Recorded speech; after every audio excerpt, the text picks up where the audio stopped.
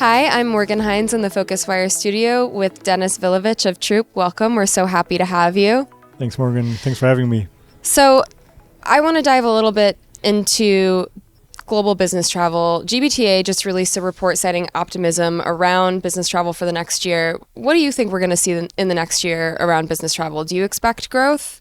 Yes, 100%. I think we are seeing that we are at pre-pandemic levels this year. We will definitely see more growth coming up. I think, especially if we talk about the group travel side of things, there are so many meetings happening. There are so many people traveling for specifically internal meetings.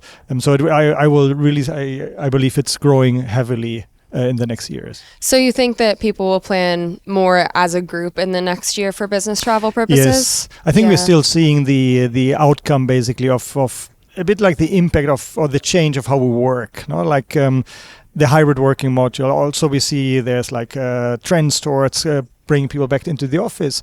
But I think generally over the long term, we will see more companies applying a hybrid working model, which then leads into more internal meetings. Okay. We see it in ourselves. We are fully remote, and I think we're expecting to have roughly 30% more in-person meetings next year than we had this year. Wow, it's a pretty big increase. Yes. So what are the other trends that you see or anticipate happening in the next year in business travel?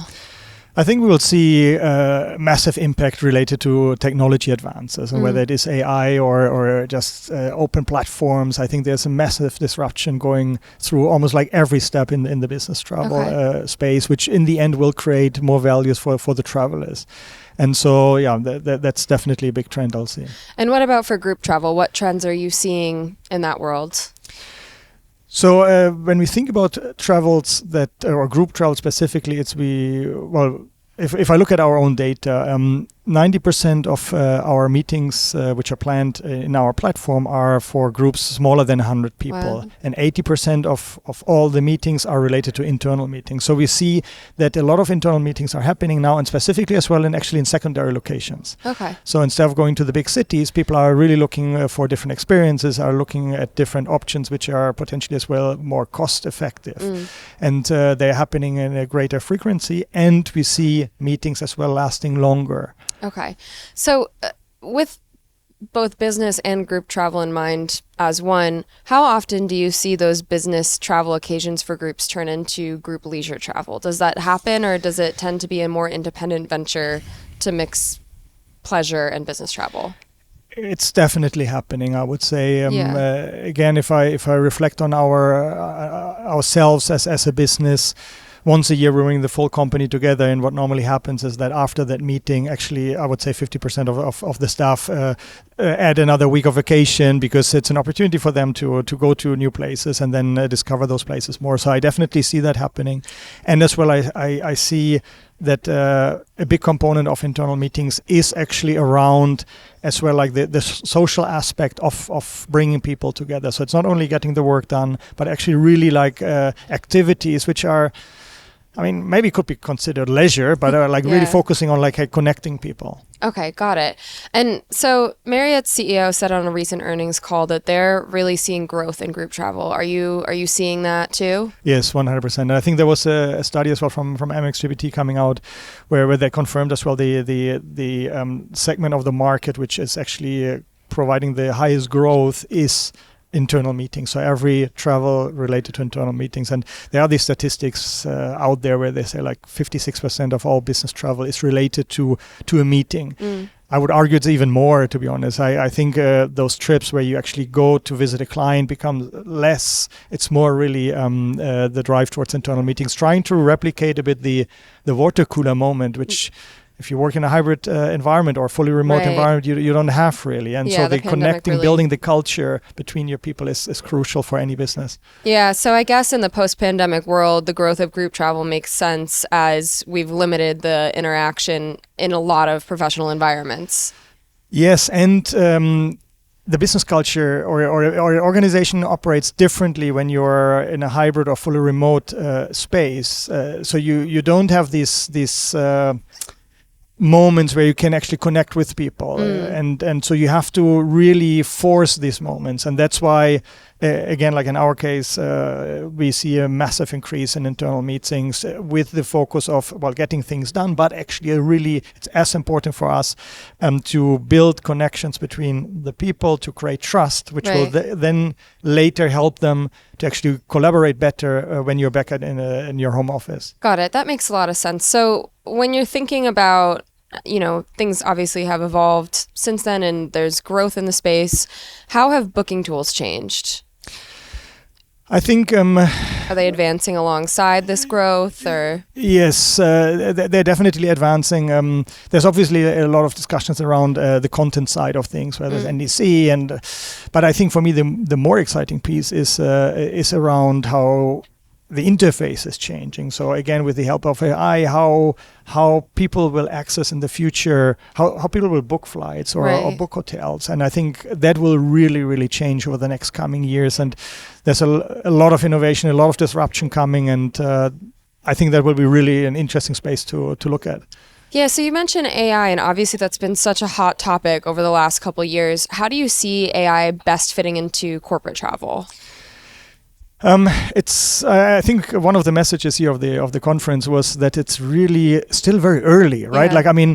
The way we are utilizing AI today is still really it's very early. It's basically it's a better Google search kind of thing. Okay. And so I think it's very difficult to imagine how the world will look like in 4 or 5 years, but what I see is that there are two core areas, in my opinion, where AI has an impact. The first is how you operate as a business. So AI really touches every department, every area in your business. Right. It enhances your marketing, your engineering, your sales, whatsoever.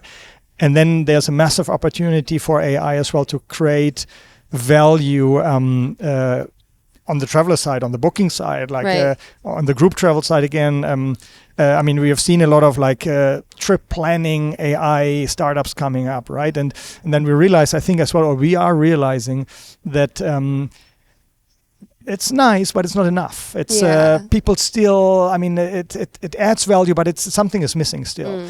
And so I think AI has definitely an impact of making more sense of all the data, all the information we have, so guiding you through a process there somewhere. But I think there are a lot of areas which today we really still have no clue how AI will actually really change our industry. Yeah, so thinking about all of that, do you think that, we've talked about some of the changes, but do you think that AI is changing the industry and specifically this sector as quickly as people anticipated? Obviously, there's quite a hype cycle happening alongside all of this progress. So how much of it is reality and how much is hype?